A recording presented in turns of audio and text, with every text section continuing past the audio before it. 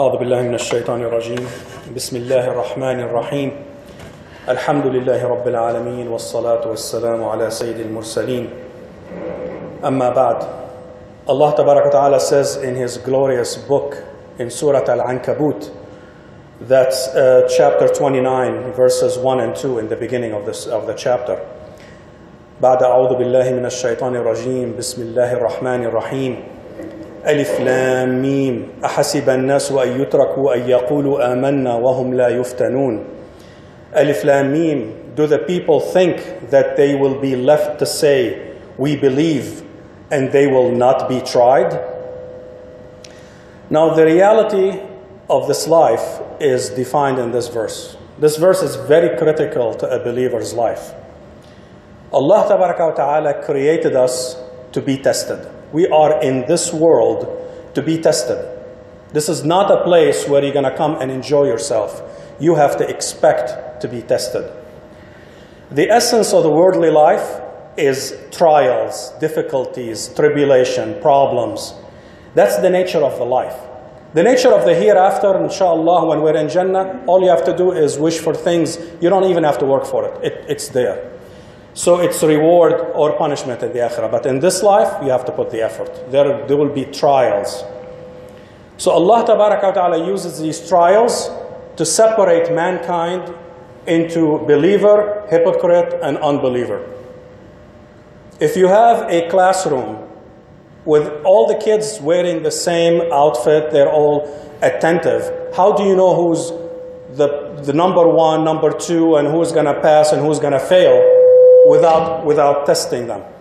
If you do not test them, you have no idea who is the honest one, who is the corrupt one, you have to go through a test to bring out the proof of that claim. So, proof of belief or lack of belief will be established by Allah with ample proof through these tests that Allah puts us through in this life. So this world is like a big university and all of us are the students. Can you go to any university and demand a degree without going in and studying for years and putting the effort and putting, blood, sweat, and tears? Nobody will give you a degree just because you ask for it or you wish for it. Allah does not deal with us based on wishes, based on what we'd like to. Yes, I want to be in heaven. Well, fine. What are you doing to get there? You have a part to play, and Allah will test you to say, when you say, Ya Allah, I believe in you, I love you, Allah will test you to make sure that what you said is the truth or not. Your actions will testify to that. So during the Battle of the Maut, that was one of the critical battles in Islamic history. 10,000 strong of the Confederates of Quraysh, and they encircled Medina, and then the Jews of Medina reneged their ahd, and they were attacking, wanted to attack from the back. So in all worldly estimations, Islam was a matter of hours or matter of days, and it would be done. The battle was so lopsided that it's a lost cause.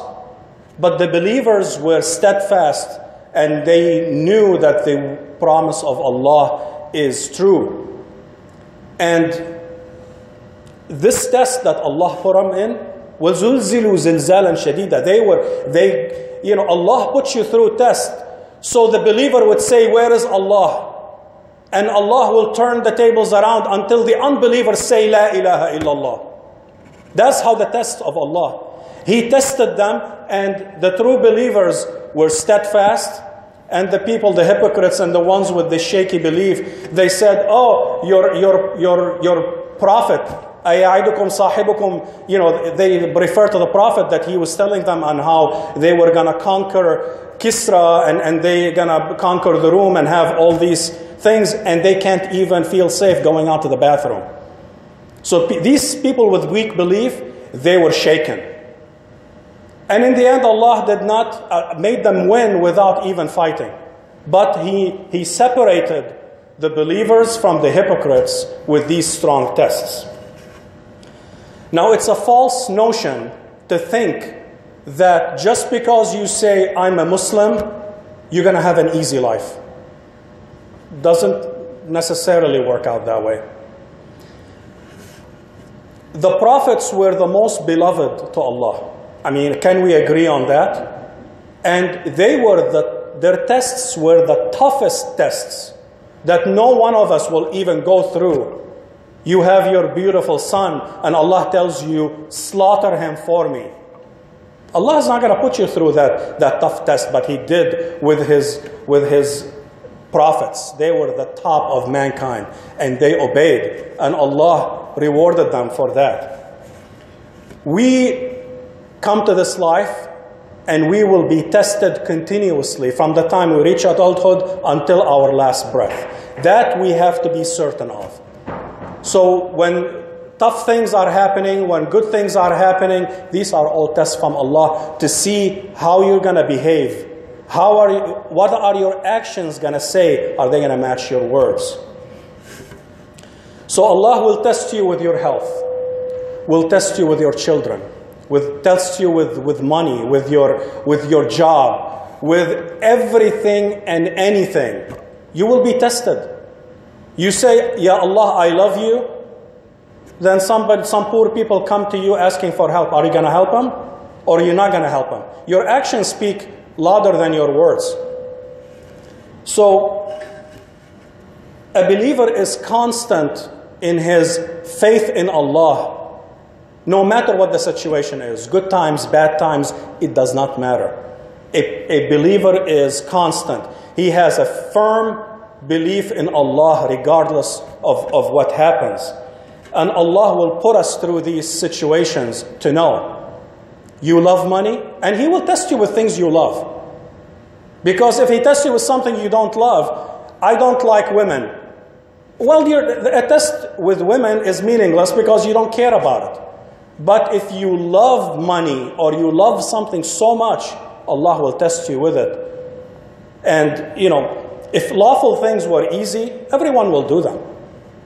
If unlawful things were difficult, nobody will do them. But Allah designed them so the lawful things are very difficult, very hard. To make an honest living, you have to work from 8 to 5, 6, whatever, and do a lot of things to get $100, $200 by the end of the day, and somebody dealing drugs will make what you make in a year in 5 minutes. That's easy, but that's not lawful. So Allah will test you with these situations. And every one of us, I hope, does not have a number. Let me explain. If somebody comes in and I'm going to give you a bribe to do something unlawful, you'll say, no, I will not. Do you have a number? Is it if they give you $1,000, would that make you change your mind? How about $1 million? How about 10 million? How about $1 billion to do something that angers Allah? A believer, a firm believer, that number doesn't matter. Put as many zeros as you want. I could care less. I will not do it for any amount of money. That's what a believer does. And Allah will test you. Will test you, will put you in situations that if you go back and look in your history, you will see that Allah tested you. I personally sat for 7 months with no job. And when you have mortgages and you have big expenses, that's a long time. And then a job comes along that pays pretty well, but it deals with pork and pork products and things like that. What do? Do you say, I'm starving, I need to take it? Wallahi alladhi la ilaha illahu. I said, no. No. You're not allowed to eat the flesh of pig. But what about just selling it and packaging and doing an IT work? No, that is a shady area. I am not ready to sacrifice my belief to go do. And wallahi alladhi la ilaha illahu, within a few weeks, I got the best, my dream job came over to me. Allah tests you. Allah puts you in these situations. How desperate are you? And if you say, no, I will not, even if I have to die, I will not disobey Allah. Allah will reward you. Allah will honor you. You'll have things coming at you from ways that you never expected, but you have to be tested. So the key to paradise is you have to come to this life, go through these lives, and pass the tests to make it to heaven. أحسب الناس أن يتركوا أن يقولوا آمنا وهم لا يفتنون. Do not expect that just because you say, I'm a Muslim, I believe, that Allah will not shake you. The stronger you think your faith is, the stronger the shaking is. How firm are you? أقول قولي هذا واستغفر الله لكم فاستغفروه إنه الغفور الرحيم.